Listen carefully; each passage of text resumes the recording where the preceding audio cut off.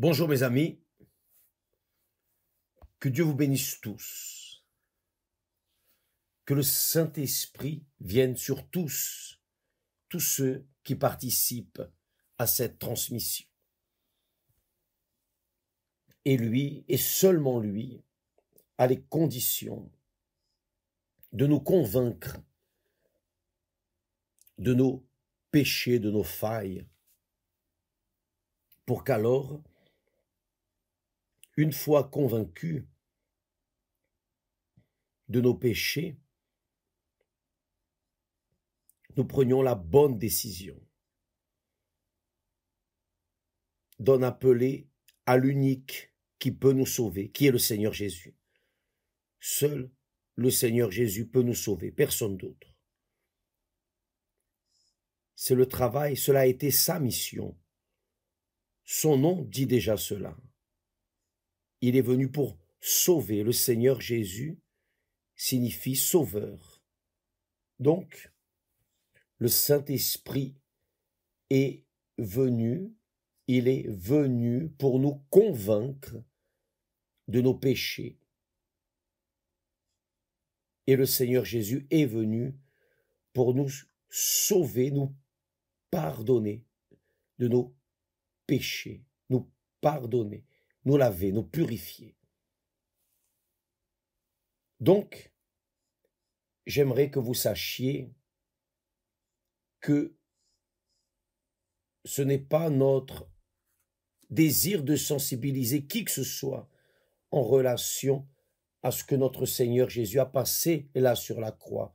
Nous ne voulons pas, évidemment, Dieu ne veut pas que vous sentiez de la peine du Seigneur Jésus, de par ce qu'il a souffert, car cela est déjà arrivé. Il n'est pas en train de souffrir par ce qu'il a passé. Non, maintenant, notre Seigneur souffre de voir tant de personnes le rejetant, tant de personnes obstinées, tant de personnes cruelles, méchantes, mauvaises.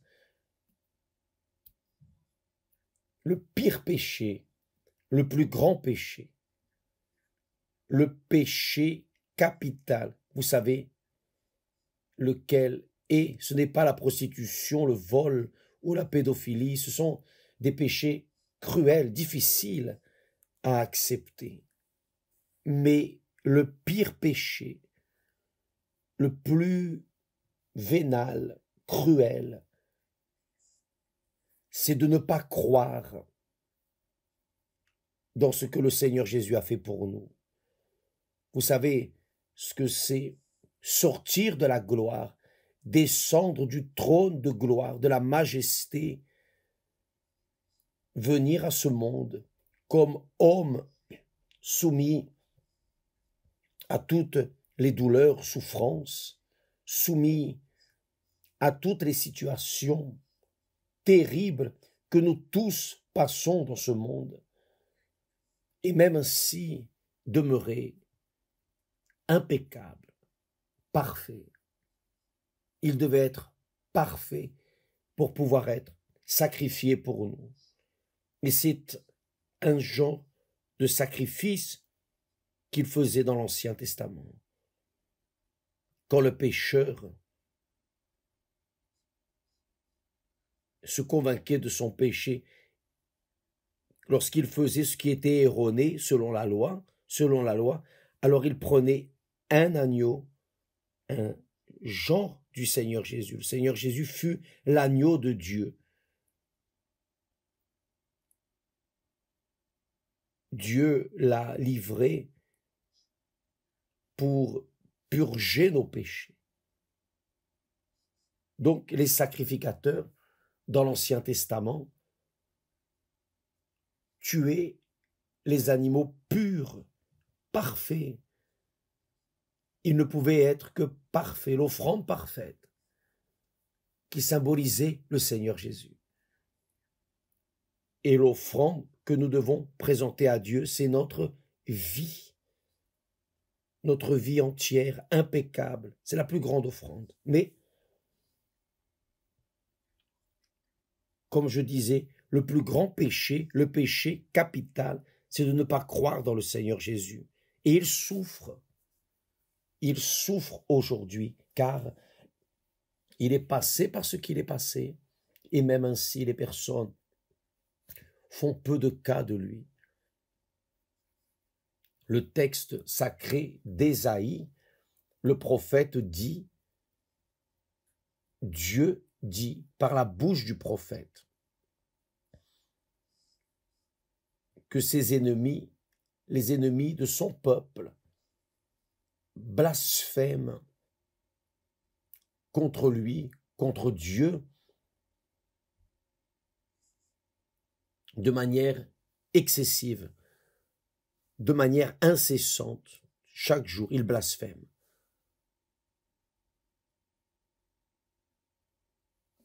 Dieu souffre et continue de souffrir nos souffrances, mais ce qu'il ne peut pas faire, c'est nous obliger à l'accepter.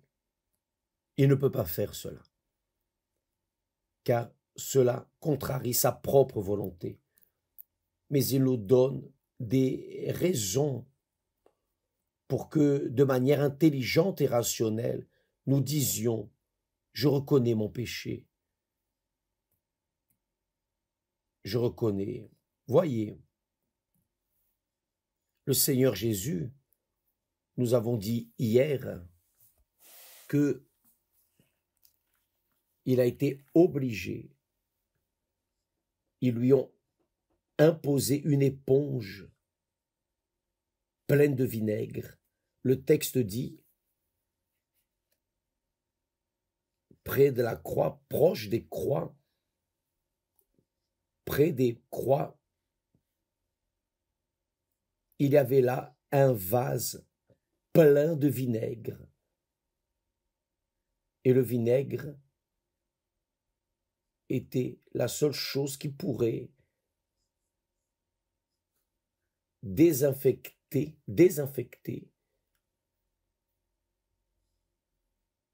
les organes génitaux.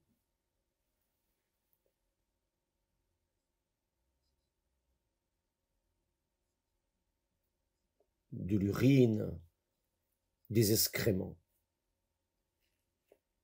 Et cette éponge était là pleine de vinaigre. Ils ont pris cette éponge pleine de vinaigre. Je ne peux même pas imaginer. Ils l'ont mise sur une branche.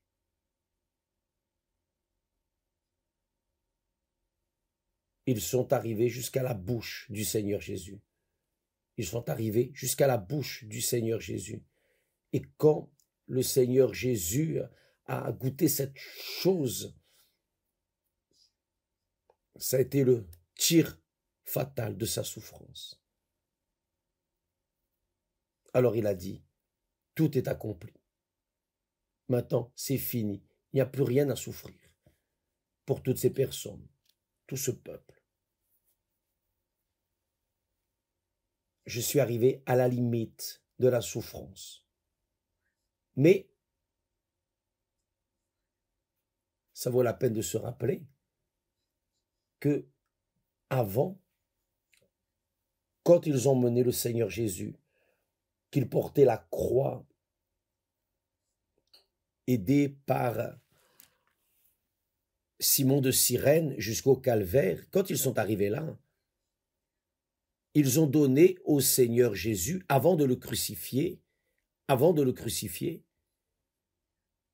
ils ont donné au Seigneur Jésus du vin mêlé de myrrhe. En Marc, il est dit, ils lui donnèrent à boire du vin mêlé de myrrhe, mais il ne le prit pas. Il ne le prit pas. Que veut dire ce vin mêlé de myrrhe? Ils lui ont donné, ils voulaient lui donner du vin mêlé de myrrhe, car cela minimiserait, atténuerait ses douleurs. Quand les clou de fer transpercerait ses mains et ses pieds. Donc, pour minimiser cette douleur, c'était quelque chose, le vin mêlé de myrrhe était quelque chose qui anesthésiait d'une certaine manière la personne. Anesthésiait d'une certaine manière. Mais le Seigneur Jésus ne l'a pas pris. Là, il ne l'a pas pris. C'est-à-dire, on a offert au Seigneur Jésus le bien. Sauf que ce bien était pour neutraliser sa souffrance d'ici peu ou quelque temps après. Le Seigneur Jésus a dit non. C'est-à-dire, il a rejeté une facilité pour assumer véritablement tous nos péchés, toutes nos culpabilités, toute notre saleté. Il n'a pas voulu anesthésier, être anesthésié. C'est très fort. C'est ce que beaucoup de personnes font. Nous tous, nous le faisons. Nous tous, nous voulons anesthésier nos douleurs, n'est-ce pas? C'est la réalité. Je suis un lâche. Je vais vous dire une chose. Si vous parlez de douleur, ce n'est pas pour moi. Je pense que personne n'aime. Mais je suis un lâche pour les douleurs. N'importe quelle douleur. Pour les douleurs, le Seigneur Jésus a supporté toutes les douleurs. Toutes, à 100%. Et il n'a pas accepté la facilité de minimiser ses douleurs. Non. Quand nous sentons des douleurs, immédiatement, nous prions, nous demandons à Dieu, mais la réponse ne vient pas immédiatement. Car on n'attend pas non plus. Nous n'avons pas cette foi d'attendre. Non. Si nous avons un comprimé ou quelque chose qui soulage la douleur, nous en appelons directement. C'est naturel à l'être humain, c'est commun, c'est normal. Mais le Seigneur Jésus n'était pas là pour souffrir, purement et simplement pour souffrir. Il était là pour porter, pour transporter dans son corps toute la malédiction de disgrâce qui était sur l'humanité, toute la malédiction. Donc, il ne pourrait pas avoir un minimum de soulagement. Et il a rejeté la facilité de pouvoir souffrir un peu moins. Non. Ou c'est ou ce n'est pas. Donc, le vin mêlé de myrrhe soulagerait ses douleurs avant d'être crucifié. Mais le Seigneur Jésus a assumé, non, je ne veux pas. Mais là, quand il était déjà cloué sur la croix, souffrant les douleurs que nous n'imaginons pas, lorsqu'il a eu soif, il a demandé, j'ai soif. Et là, le diable a utilisé l'un des Romains qui a pris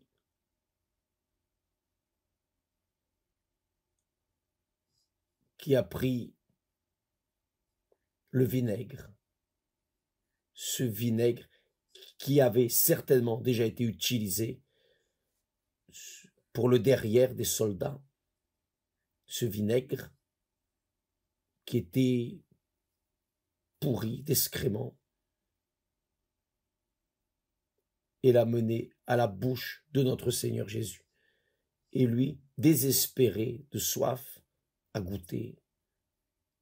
Je ne pense pas qu'il ait bu, mais c'est arrivé à sa bouche. Ses lèvres ont senti, ses papilles ont senti la saveur de ce qu'est le caca. Le diable a fait cela pour affronter Dieu. Car Dieu, il y a 400 ans, avait dit par la bouche du prophète Malachi, il avait dit, je jetterai vos excréments d'animaux évidemment, sur vos visages. Donc le diable, quand le Seigneur Jésus était en train de payer pour nos péchés, il a utilisé, il a profité le moment qu'il avait soif, qu'il voulait de l'eau, il a donné une éponge pleine de vinaigre mélangé aux excréments pour humilier le Seigneur Jésus. Les Romains haïssaient les Juifs. Le Seigneur Jésus, n'en parlons même pas alors, car il était vu comme le roi des Juifs. Donc ils ont humilié le Seigneur Jésus, ils l'ont fouetté, ils ont blasphémé, ils ont craché sur son visage, ils ont frappé son visage, juste au début. C'était le début de sa souffrance, mais le point culminant de la souffrance du Seigneur Jésus, je pense que c'est ce vinaigre, cette éponge pleine de vinaigre, du vinaigre qui venait de ce pot. Vous savez, cette eau qu'il y a dans le vase sanitaire, sauf que là, il n'y avait pas de décharge. Ils faisaient leurs choses et après ils se lavaient avec du vinaigre, le derrière. Et évidemment,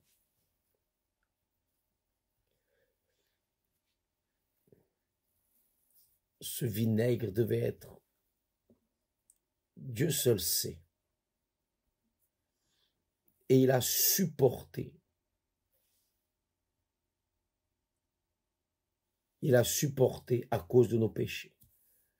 Et parfois la personne laisse le Seigneur Jésus à cause d'un amour qui n'est pas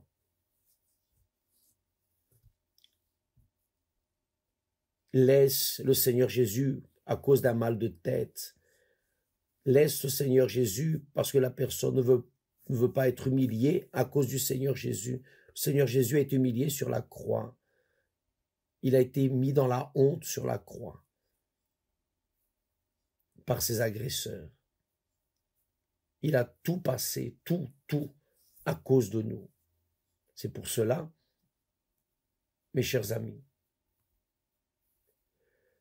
que le royaume des cieux, le Seigneur Jésus a dit, depuis les jours de Jean-Baptiste, est pris avec violence. C'est la violence sur violence. Nous devons faire violence à nos volontés, nos désirs, nos convoitises, nos vanités, nos vies futiles et vaines, pour que nous puissions entrer dans le royaume de Dieu. C'est le prix. Il a payé son prix. Et chacun de nous, nous devons payer le prix. Juste pour accepter. On ne doit pas mourir sur la croix du calvaire. On n'a pas à faire cela, ce qu'il a fait. Car il l'a déjà fait pour nous. Tout ce que nous avons à faire, c'est supporter cela. Supporter tous les affronts que ce monde nous donne pour rester fidèles, loyaux à notre Seigneur, à notre croyance en lui. La croyance, le plus grand péché, le péché capital, c'est le manque de croyance, l'incrédulité dans le Seigneur Jésus. C'est cela. Et vous qui me regardez en cet instant, qui vivez un conflit intime, le Saint-Esprit vous appelle pour faire l'œuvre, mais vous résistez à cause de vos rêves personnels. Vous voulez vivre la vie ici sur terre, vous voulez profiter de la vie ici sur terre, mais il vous appelle. Il vous appelle. Et vous êtes en train de dire non, non, non, non. Vous donnez des excuses. Ah, je me suis marié, j'ai une famille, j'ai des enfants, il faut que je prenne soin de ma famille. Et vous pensez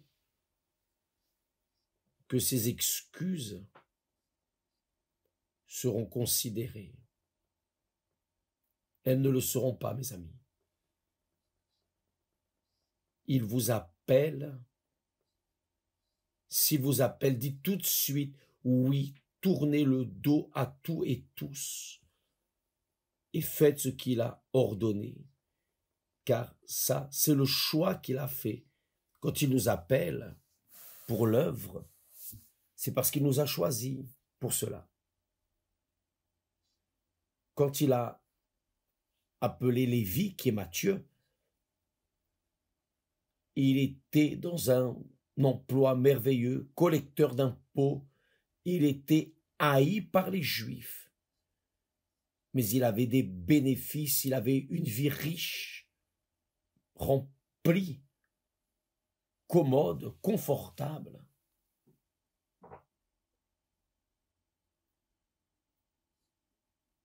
Il est sorti de là et il a reçu le Seigneur Jésus. Le Seigneur Jésus l'a honoré, car jusqu'à aujourd'hui, quand on prêche l'évangile, le premier, c'est l'évangile de Matthieu. Jusqu'à aujourd'hui, ce nom est honoré par Dieu. Imaginez dans l'éternité.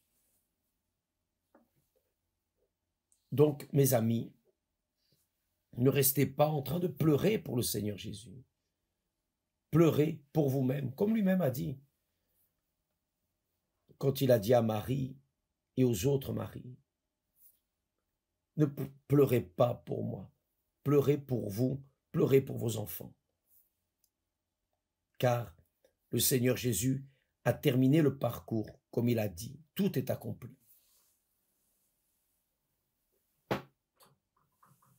Maintenant, qui va obéir? Celui qui croit obéit. Celui qui ne croit pas n'obéit pas. Celui qui croit laisse tout et suit le Seigneur Jésus. Celui qui ne croit pas veut porter ses êtres chers dans les bras. Mais n'oubliez pas, mes amis, je vais vous dire quelque chose que j'ai vu dès la jeunesse. Dieu n'a pas de neveu, Dieu n'a pas de parents, Dieu n'a pas de petits-enfants, Dieu n'a que des enfants. Ou on est enfant, ou on n'est pas enfant de Dieu, rien de plus. Le Seigneur Jésus a dit, qui aime son père, sa mère plus que moi, n'est pas digne de moi.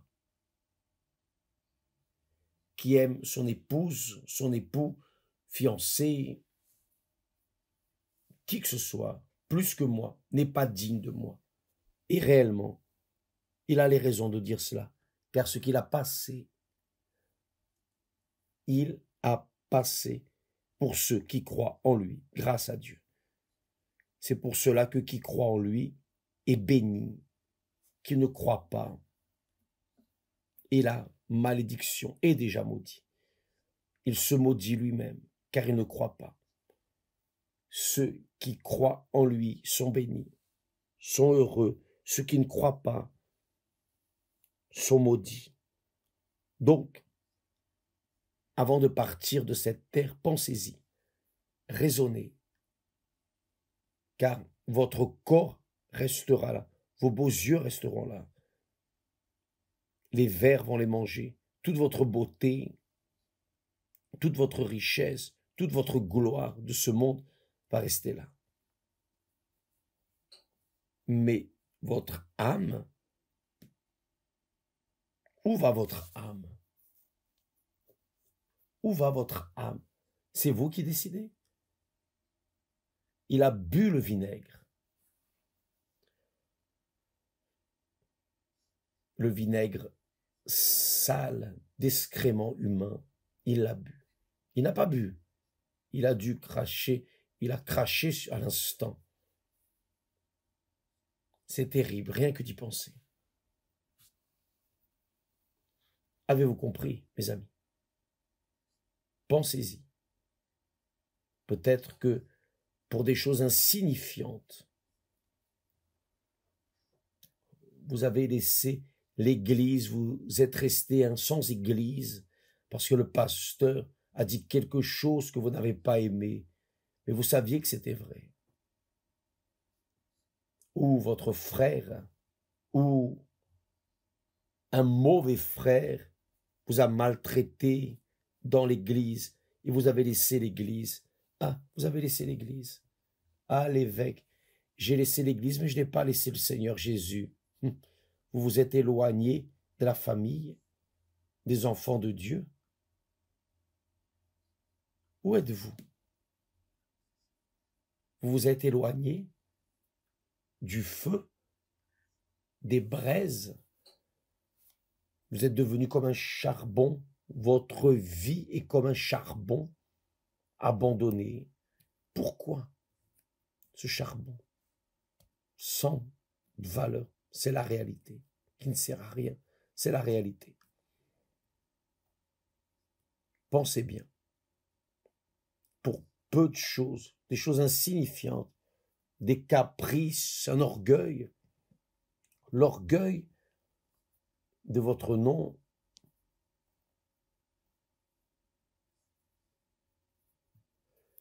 de vos choses, de votre apparence. Vous avez laissé le Seigneur Jésus.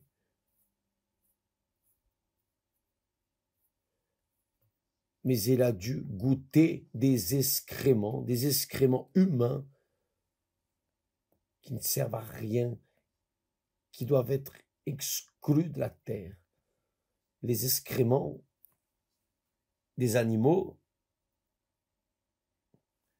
servent pour la terre, mais les excréments humains ne servent à rien. Rien. Absolument rien.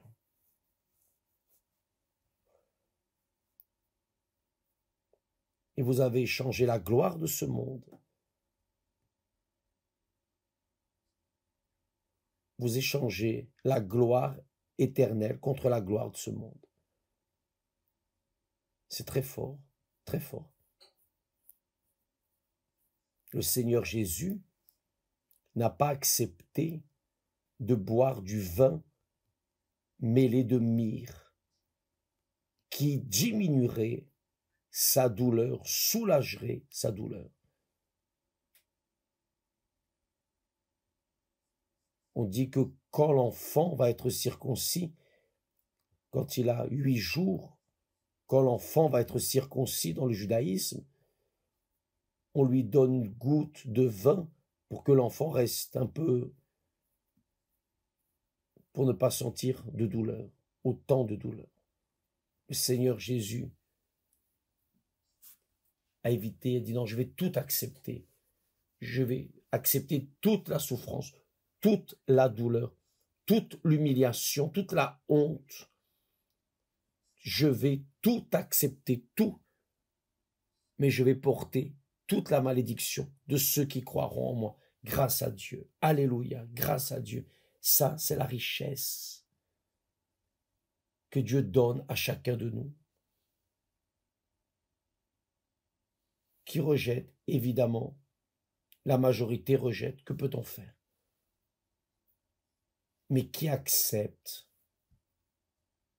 Qui accepte? Je me souviens, quand je pensais que mes péchés étaient des petits péchés, des choses insignifiantes, des choses d'enfants, de la jeunesse, jusqu'au jour où le Saint-Esprit m'a convaincu de mes petits péchés. Ils n'étaient pas des petits péchés, ils étaient des péchés pourris. Et quand je les ai vus, j'ai vu l'enfer avec une bouche large, prêt à me dévorer. J'ai fui, j'ai couru, effrayé. J'ai dit, qui peut me sauver? Et le Saint-Esprit m'a présenté son Fils, le Seigneur Jésus. Et le Seigneur Jésus a étendu la main. Et je suis là.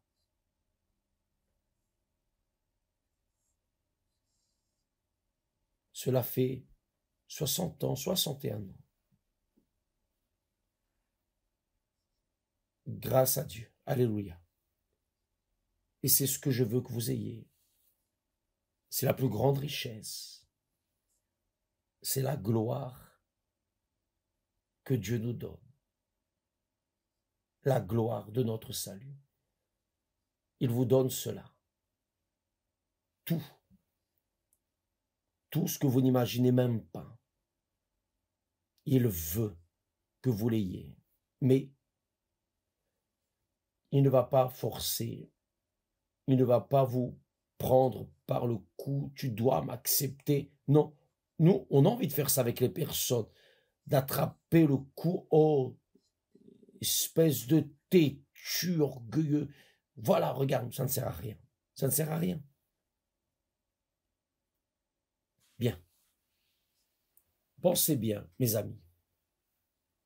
Le Seigneur Jésus a évité ou il n'a pas pris le vin mêlé de myrrhe pour soulager ses douleurs, les douleurs qu'il ressentirait, les clous. Il a tout supporté. Il a supporté. Il a supporté. Il ne voulait pas, il donnait du vin mêlé de myrrhe. C'était pas pour soulager la douleur. C'était pour que la personne ne meure pas avant l'heure. Parce qu'au moment où on allait clouer les mains et les pieds sur la croix, la douleur serait insupportable et beaucoup mourraient. Alors il mourait de douleur, donc il donnait du vin mêlé de myrrhe pour éviter qu'il meure de manière prématurée. Les Romains voulaient que la personne reste là, en haut, se vidant de son sang et petit à petit mourant, peu à peu, tout doucement, pour souffrir suffisamment. C'est pour cela que ceux qui étaient crucifiés étaient considérés maudits, et seuls des voleurs, des bandits, des assassins étaient mis sur la croix. Ceux qui se révoltaient contre l'Empire romain, contre Hérode enfin, contre les autorités, étaient aussi maudits avec la mort de la croix. Le Seigneur Jésus a été condamné et est devenu la malédiction sur la croix du Calvaire. À cause de moi, à cause de vous, à cause de nous. Et que faisons-nous avec ça? Nous restons là en train de lire, de prendre connaissance des faits et avec de la peine et pleurant à cause de lui? Non. Nous devons pleurer pour nos êtres chers qui sont têtus, pour les personnes, les êtres humains qui sont têtus, pardonnez-moi l'expression, sots, qui ne croient pas dans le Seigneur Jésus, et sots, c'est la réalité, sots, pire qu'un âne, pire. Ils ne pensent pas, ils n'ont pas